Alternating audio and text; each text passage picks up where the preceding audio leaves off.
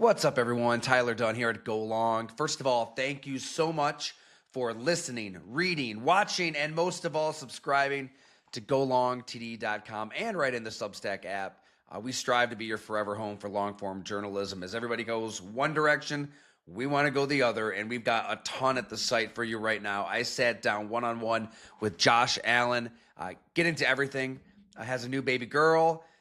How has that impacted his life? New stadium, new coach, new wide receiver. We all saw Josh Allen after that loss in Denver in tears. He is in a very good place now, extremely rejuvenated, to use his words. Subscribers can access that story in full. Also at the site, I have a piece on Drew Makuba.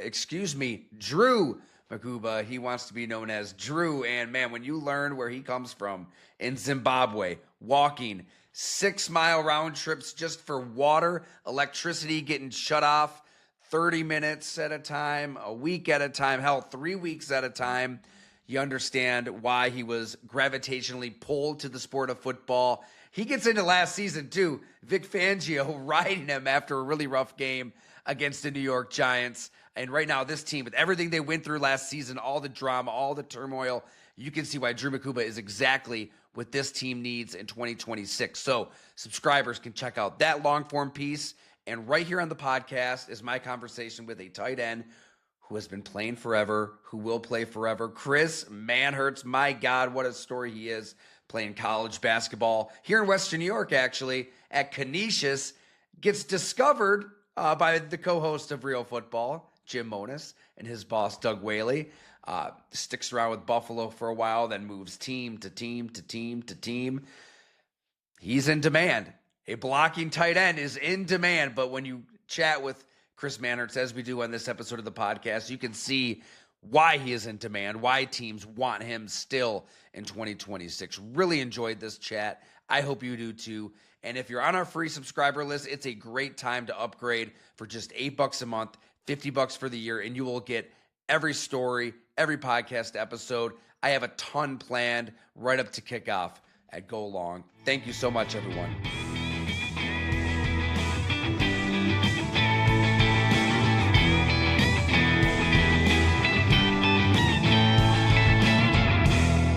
The year is 2047, and Chris Manhertz is playing tight end in the NFL still, right? And that's where our kids and our grandkids are going to regale future generation. It's unbelievable, Chris, what you're doing, going strong. Year 12, I want to say. 12th year, yep. That's right. So it's a pleasure to welcome you back on the Go Long pod. For those who don't remember, Chris Manhertz was one of our early conversations, I want to say, with Jim Monos, those early days of Go Long. And you guys go way back together to really your origin story right here in Western New York. But first things first, how's life, the family, mini camps wrapping up? It's got to be a nice little lull in the NFL calendar for you. Yeah, life is busy, to say the least. Just trying to juggle it all with the family and football. But to your point, we just wrapped up our last practice of OTAs before that big break before training camp begins. So get an opportunity to relax a little bit. It's time away. It's not really time off. But nonetheless, you got to take what you could get during this time, right?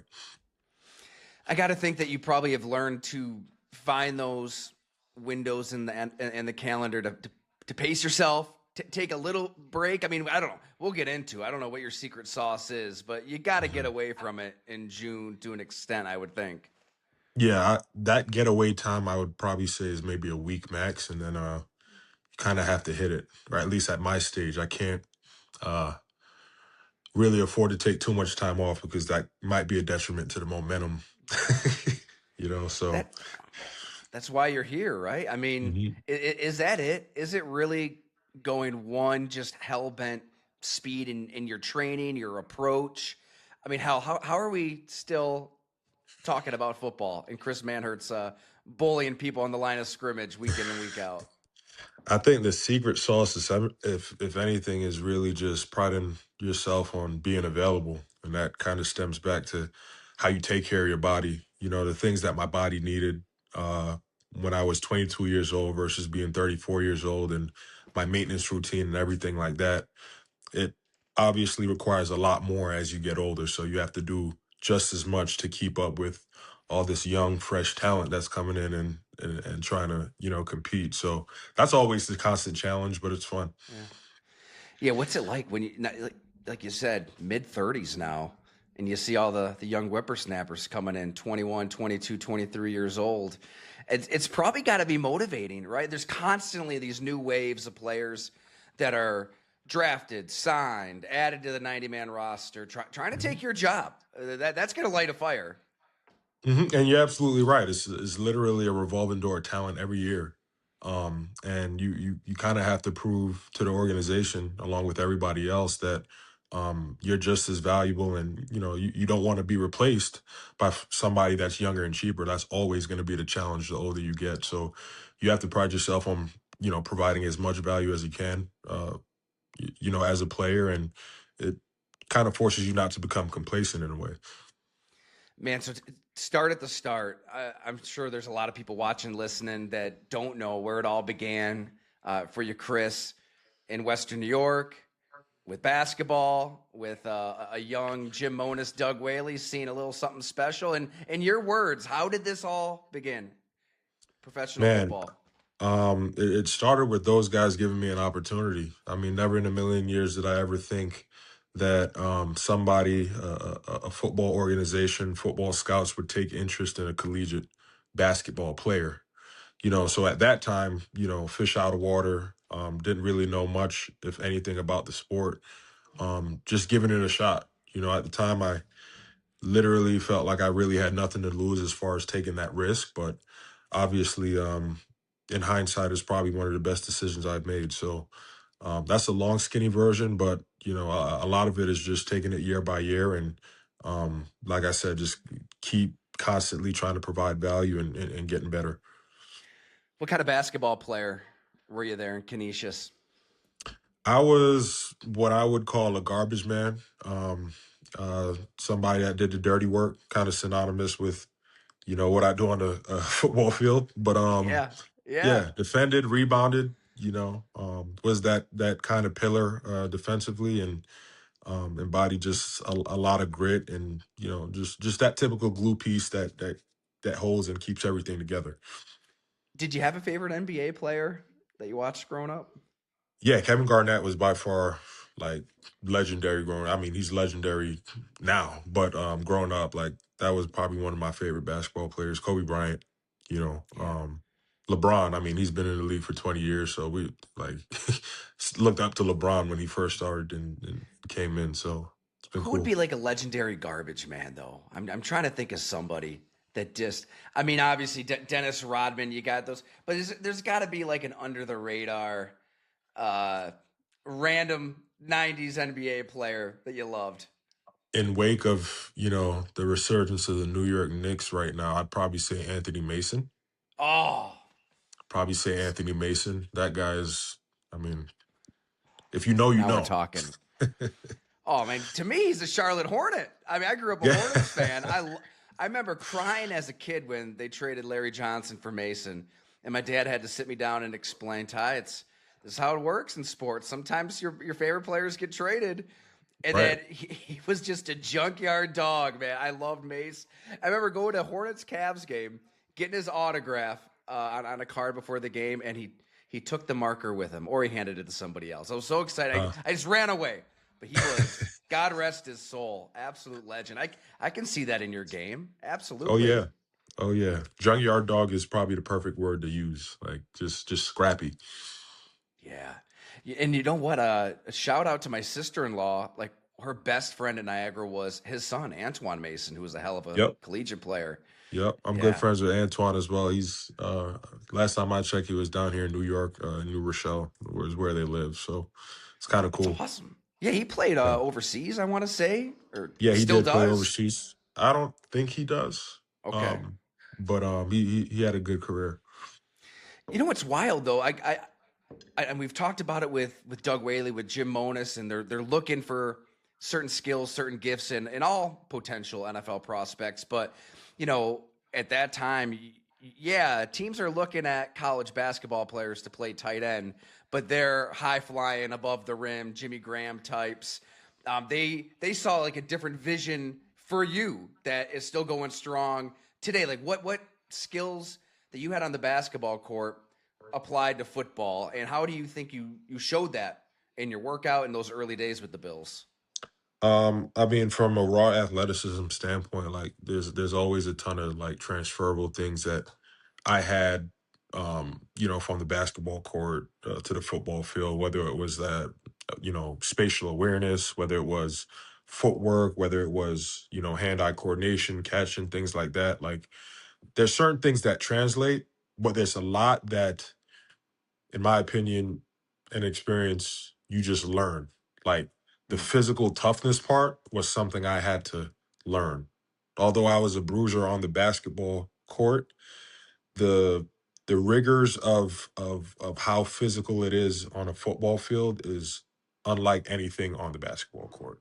So you kind of have to reprogram your mind and reprogram your body to get that, if that makes sense.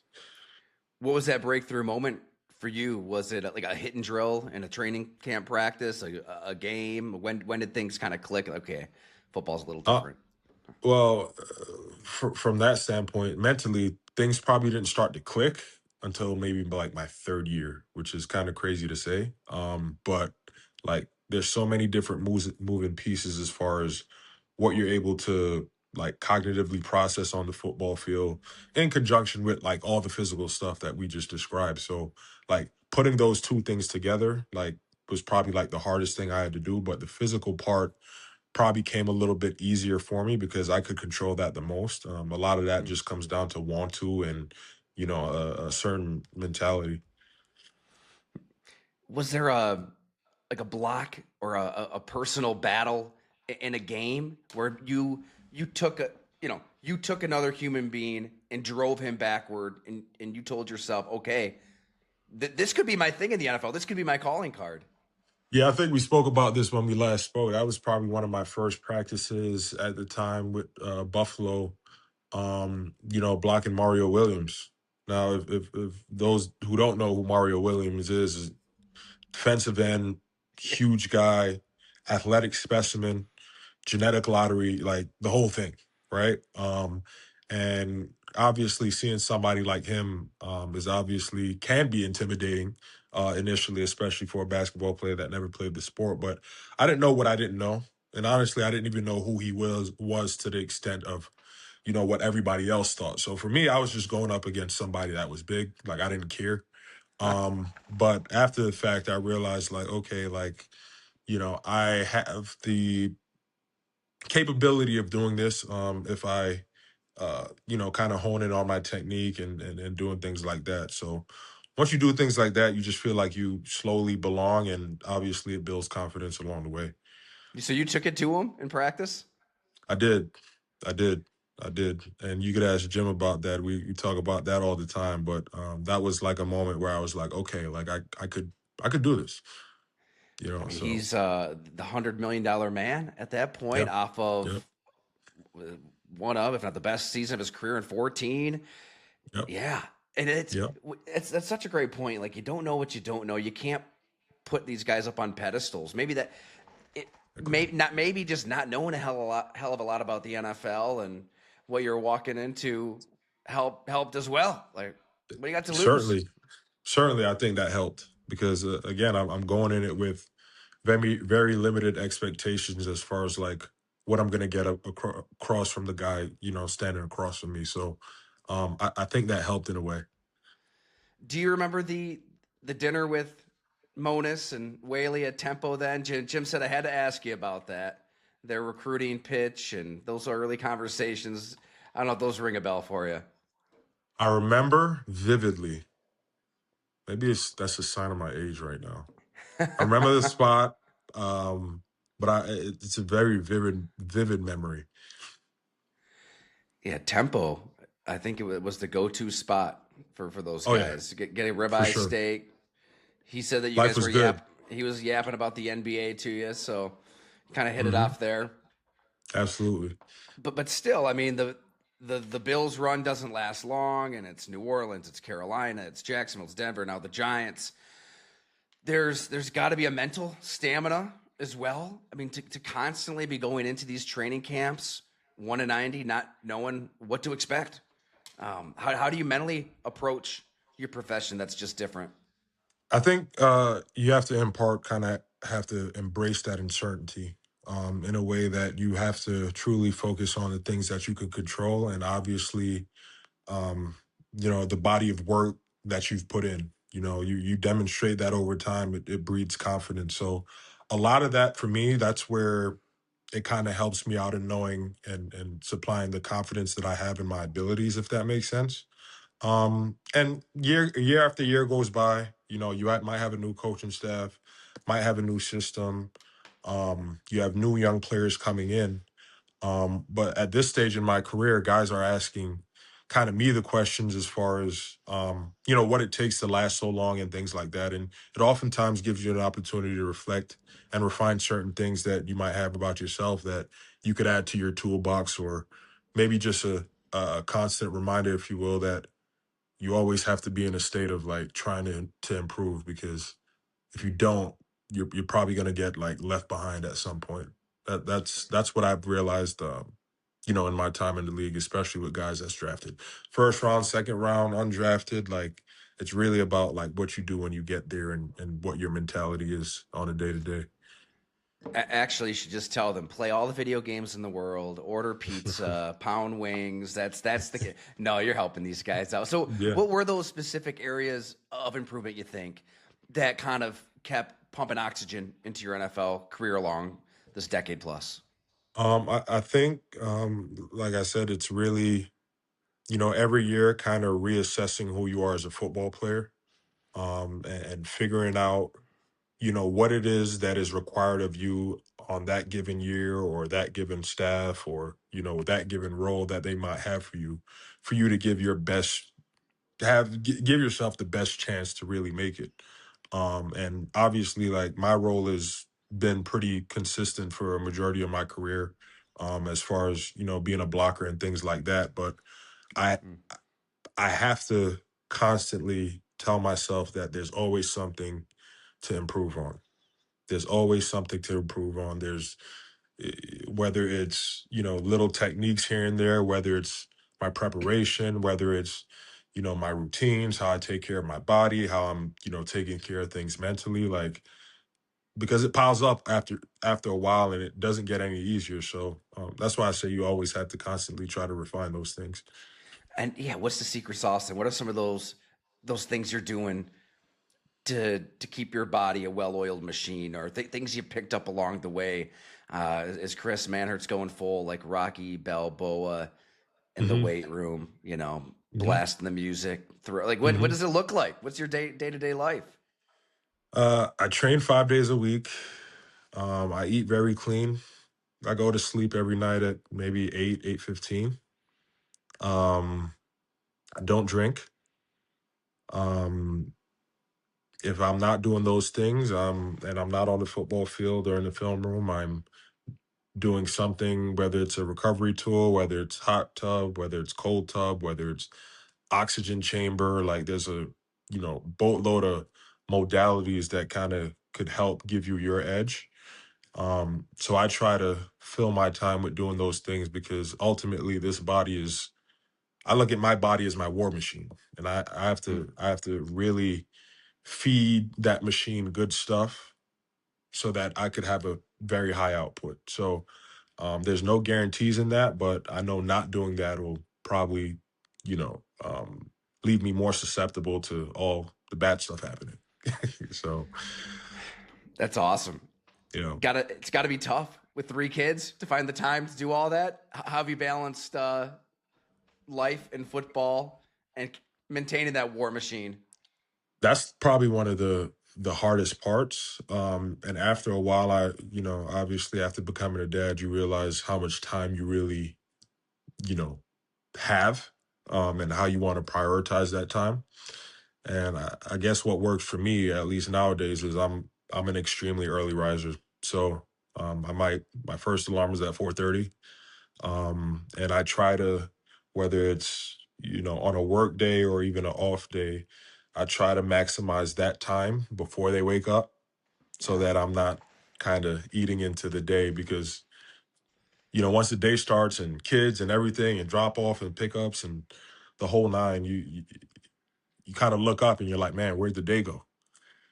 Yeah. So if I have a hard stop at 8:30 p.m. to go to sleep, I have to find something in that in between to kind of be efficient and maximize my time with the time I have. So I've just learned to get up a lot earlier. It all comes at a cost, but it's worth it.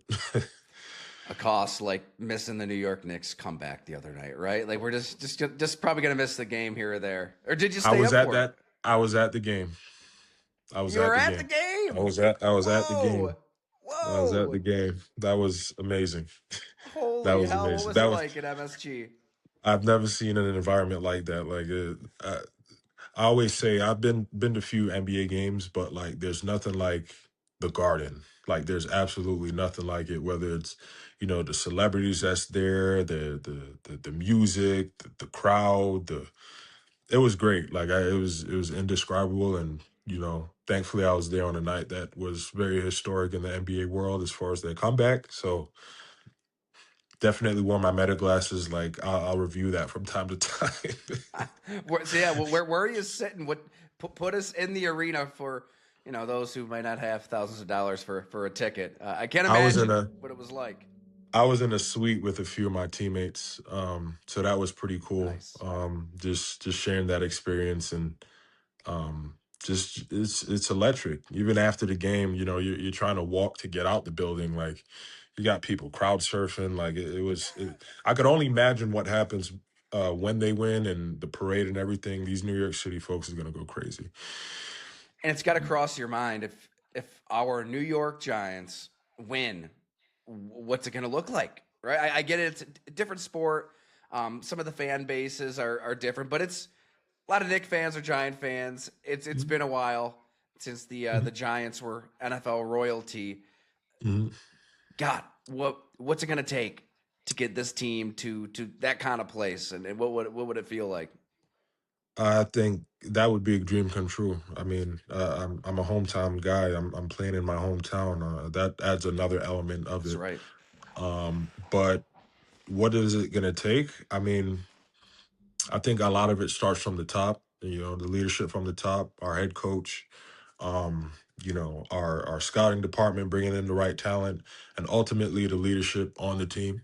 The players, and I think that it'll require a lot of buy-in from us as far as like what the head coach is trying to build, what type of identity we want to be as a team, and the one silver lining is I think and this might be football talk. I think the best teams are the most situationally, aware teams in the Yeah. NFL. Like when it comes to situational football, they have it down pat. So, kind of training that because it's gonna happen. Things are gonna come up during the season, and the margin for victory is like really small. So you might take a look at maybe 4 or 5 plays that really dictate the outcome of games. A lot of that is situational awareness and ultimately executing. So just being sharp with that'll help. You just nailed it. I mean, yeah, the Mhm. older I get, the more you realize it really is just a few plays that decide these Mhm. games, whether you're a good team, a bad team. I mean, hell, you've lived it with Mhm. with these Giants. Got 2 minutes to go, a fourth down. The ball is shaped funny for a reason, but now you bring in a coach who's won almost 200 games.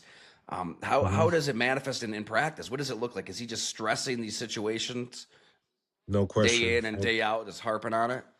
That's what I was going to say. Most of that starts in practice. You have to create a certain level of stress in practice so that once the game comes, you've seen it before. You're not startled by it. You're not Mm. disheveled by it. Like it's something that you're used to, you're accustomed to, and you're built for. So stressing that in practice on both sides of the ball, offense and defense, and putting us in those situations, whether it's long drive drills, whether it's 2 minute, whether it's 4 minute, whether it's, whatever situation it is, just feeding it to us and making sure that we're primed to be in the best position to execute during those times. Yeah, it can't be easy to simulate the real thing, though. You don't have 70,000 screaming fans and the pressure of knowing all of America's watching. How does he do it? How does he make it as real as possible?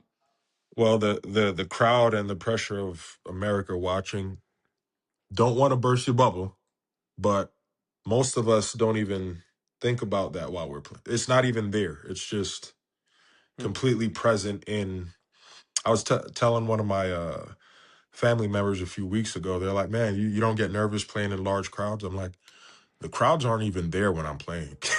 They're not there." It's like if you have a baby, you might throw on a white noise machine. It just sounds like white noise, but it's Yeah. not there. So For it's you, kind of anyways, right? That's why you're still yeah, going strong. yeah, yeah. So it's like I said, you stress those situations in practice as much as you can, as close as you can to what reality might look like. Ultimately, it's not going to be the same as all those environmental factors that you just said, but just making sure we're as close to that as possible to give ourselves a chance. The timing for you, Chris, is perfect as well. I feel like maybe two or three times over through the course of your career, people might think of an old school blocking tight end as a dinosaur, a relic of the past. And then you look up and all the good teams anyways are using two tight ends, three tight ends. That NFC Championship game with Seattle and LA. I mean, there were tight ends all over the field. Jacksonville just drafted a tight end 56 overall. Chicago drafted a tight end 69th overall. And like nobody saw those picks coming. Like teams realize to create that unpredictability, to keep teams on their toes, you need another extra lineman in there who can also catch a pass. It's gonna just open up your playbook. Yeah, I mean, that had to have crossed your mind. Like, man, this all of a sudden I'm built for the modern NFL. When for so right. long maybe people thought I'm not. Absolutely. And it kind of helps in knowing, especially the system and how Coach Harbaugh kind of utilizes tight ends based on what he's done in the past, and having Greg Roman as our run game coordinator. Greg Roman was our OC in Buffalo when I was there, and now I'm 12 years later. I'm circling back with him, and we're in meetings, and we're reminiscing on, you know, where I was versus where I am now, and what you know potential I still have as far as like adding value to the offense and things like that. So it's been good, having that. I understand that it's a unique skill set, but overall it's good for tight ends around the league because it's only getting better, and teams kind of have to keep up with that. That was a pretty athletic touchdown catch that you had. It was a couple years ago against the Commanders. You got to feel the urge once in a while. All right, just a couple targets, maybe, guys. I don't know. Do you ever just put that bug in the ear to a coach here or there? Yeah, every now and again, they might feed a dog a bone. I used to harp on it much more at one point, but now, you kind of just have to let it come to you. And that play in particular was something that was set up amongst weeks, right? Because every week teams are studying your tape as well. Defenses are studying our offensive tape and situations and what we do in the goal line and what type of player, number 885 Chris Manhertz is. So odds are he's probably going to block 90% of the time. What are the odds that, we're going to be on the goal line and he leaks out for a pass? And so that's like the art of it. Like you kind of have to play Yeah. that game as an offensive coordinator. And fortunately, it worked in my favor, and I was able to make a play. It's not like you were just wide open, though. From what I remember, the guy was face guard. Yeah, it was a tough catch. You had Hmm. to use some skill there. Hmm. And I always tell my coaches sometimes you just got to remind them and put it on tape. I'm here if you need me. What is the dream scenario for you this year? If everything goes exactly how you want it to personally and for the team, what does it look like for Chris Manhertz and the 2026 New York Giants? Competing in the playoffs. Because obviously the playoffs is a new season. And what you've done, what any team has done over the course of the regular season, once the playoffs start, is in my eyes, irrelevant. It's a new season. So having the opportunity to compete that far into the season at least gives yourself a chance. So ultimately, winning a Super Bowl would be awesome, but I also have to put certain micro goals in place before we get there. So that's ultimately the goal. You see playoff talent though on this roster, and Jackson Absolutely. Dart No, too. What do you have to say about your quarterback? yeah, Jackson is great. He's learning every day. Obviously, he's a younger player, but he has the maturity of somebody that's not in year two. So that's always good. And you know, he could use his legs very well. He's an accurate passer, and obviously has a lot of growth to do with the new offense and the coaching staff. But a good quarterback gives you a chance, right? That's all you need is a chance. Just building on that, holistically as a team, whether it's on the defense, whether it's on the offensive end, special teams, like we just have to build that together and ultimately got to win games. No doubt about it. Yeah. Well, when you're winning those games, let's bring you on back. I'll rope Jim in, and we'll tell some more tales. This was awesome, Absolutely. Chris. I gotta let you get back to chasing kids around, lifting weights, going in the hyperbaric chambers, which I think Jeremy Shockey, former Giant Gray, he kind of revolutionized that or took it to another level back in his days. So keeping that tradition going. What is it about the chamber that helps you when you're in there? It's pressurized oxygen. So you're in that chamber. It's a ton of pressure. Your ears are popping, but you're getting fresh oxygen.